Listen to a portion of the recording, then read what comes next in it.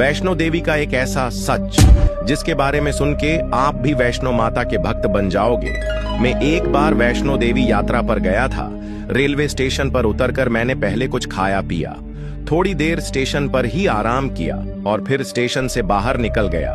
बाहर निकला तो तभी धीमे धीमे बारिश शुरू हो गई। बारिश की फुहार में भीगते हुए आगे बढ़ा और आगे चलकर वहां की लोकल सिम खरीदी। उसके बाद यात्रा पर निकल गया। यात्रा द्वारा में प्रवेश करने के बाद मेरी यात्रा शुरू हुई। बाणगंगा में स्नान करके मैं आगे की यात्रा पर निकल गया। मैं अर्धकुमारी पहुंचने वाला था, तभी मैंने देखा एक वृद्ध महिला लाठी के सहारे चलकर यात्रा कर रही थी। मैंने उन्हें इस यात्रा में कई बार देखा और लंबे समय की यात्रा के बाद लगा कि वह वृद्ध महिला अकेले यात्रा के लिए आई है।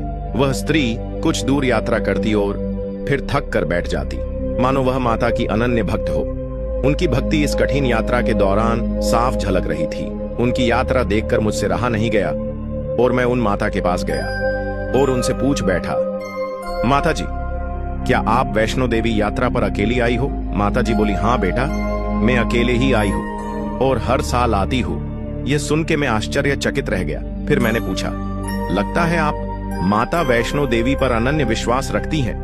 माता जी मुस्कुराई और बोली, हाँ बेटा, क्योंकि माता वैष्णो देवी ने मुझे वो दिया है जो कहीं से नहीं मिल सकता था।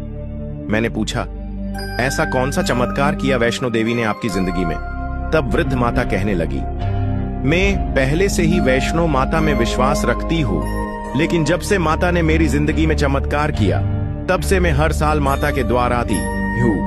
मेरी शादी को 15 साल बीत गए थे, लेकिन 15 सालों तक हमें संतान सुख प्राप्त नहीं हुआ।